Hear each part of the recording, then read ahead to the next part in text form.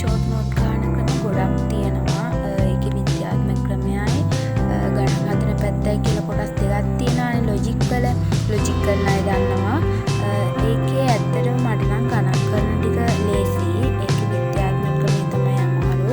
ඒකේ අර විද්‍යාඥයෝ එහෙම ඉන්නවා. එයාලා වෙන මතක තියාගන්න ගොඩක් අමාරුයිනේ. ඉතින් ඒකට තමයි මම ෂෝට් නෝට් එකක් ගහන්නේ. දැන් ඔය පාඩම සමාජ විද්‍යාව පාඩම ඒක ෂෝට් නෝට් එකක් තමයි මම ගහන්නේ. ෂෝට් නෝට් එකක් ගහන්න අපිට පාඩම් කරන්න ඒවා ලේසි වෙන්නනේ. ඉතින් ඔයාලා ෂෝට් නෝට් එක ගහද්දී පාට පෑන් හයිලයිට් භාවිතා කරලා ලස්සනට ඔයාලගේ ෂෝට් නෝට් එක හදාගන්න. මොකද ඒක අනුවනේ අපි පාඩම් කරන්නේ. ඒක ලස්සනට තිබ්බොත් තමයි අපිට පාඩම් කරන්නත් හිතෙන්නේ.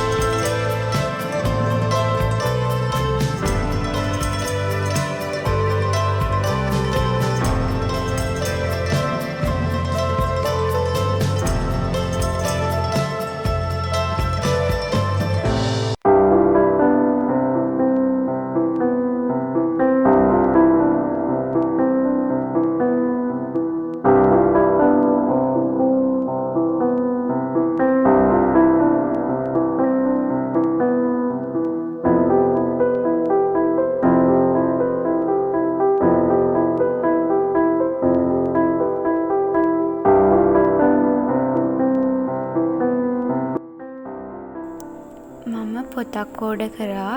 ජර්නලින් පොතක්. මම ජර්නලින් ලියන්න ආසයි. මම ඉතින් කලිනුත් ලිව්වා. ඒ වුණාට කලින් ලිව්වට ඒව එච්චර හරි ගියේ නැහැ. ඉතින් මට හිතුණා ලස්සන පොතක් අරගෙන ඒක හදාගන්න ඕනේ කියලා.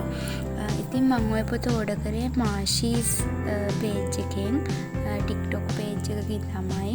TikTok එකේ දැකලා මම හොයාගෙන යාළුවන්ට මැසේජ් එකක් දාලා තමයි ඕඩර් කරේ. ඒ අක්කලා හරිම ෆ්‍රෙන්ඩ්ලි. එයා අපිට ඕන විදිහට එයා හැමදේම අපිට ඩිසයින් කරලා දෙනවා. ඉතින් මාෂීස් එකෙන් ඔයාලා ඕඩර් කරනවා නම් එයාලා කවර් එකත් ෆ්‍රී කරලා දෙනවා. ඒකට කිසිම අය කිරීමක් කරන්නේ නැහැ. මම ඩිස්ක්‍රිප්ෂන් එකේ එයාලගේ වැඩි විස්තර දාන්නම්. පොතත් බලලා මම ආයේ පාඩම් කරන්න පටන් ගත්තා.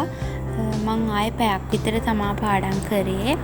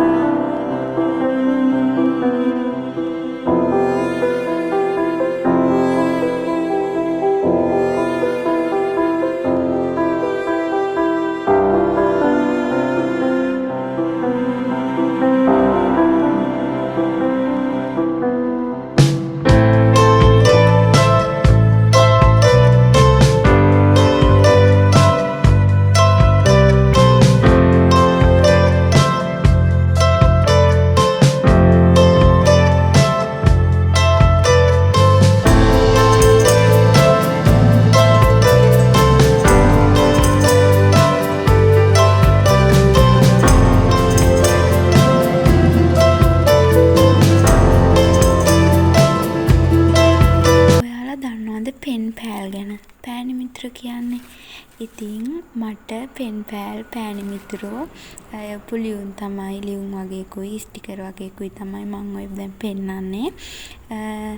මට ලියුමක් ආවා ලංකාවේ එක්කෙනෙක් ලියුමක් එවලා තිබ්බා මට. එයයි ඊට පස්සේ හොංකොං වලිනුයි ගොඩක් රටවල් වලිනුත් මට ලියුම් එවලා තිබ්බා. ඉතින් මම එයාලව හොයාගන්න විදිහ ඊළඟ වීඩියෝ එකෙන් කියන්නම්. ඉතින් ඔය තියෙන්නේ එයාලා මට එවපු තෑගි තමයි.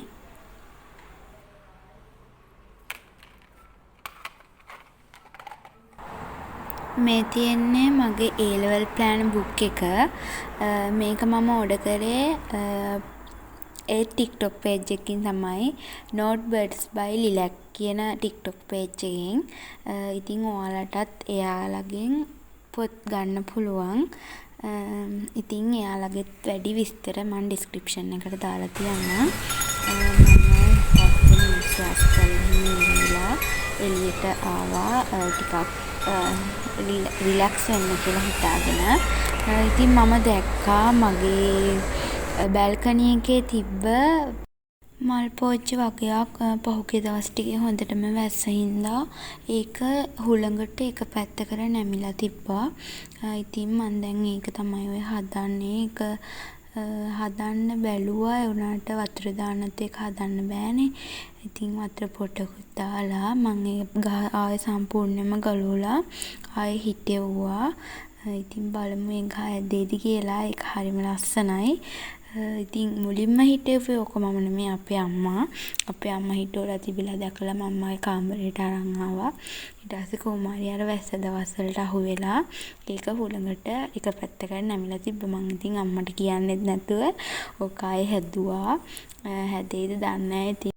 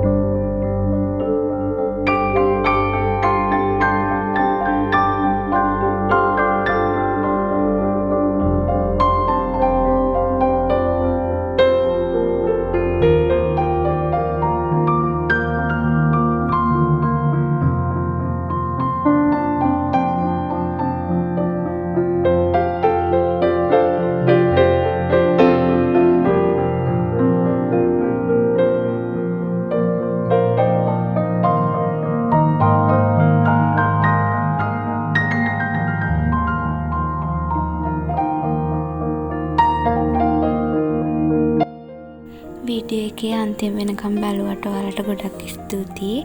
මම අදට වීඩියෝ එක නවත්තනවා. ඉතින් ආයෙ අලුත් vlog එකක් අරන් එනකම් ඔයාලා පරිස්සමට සතුටින් ඉන්න. Thanks for watching.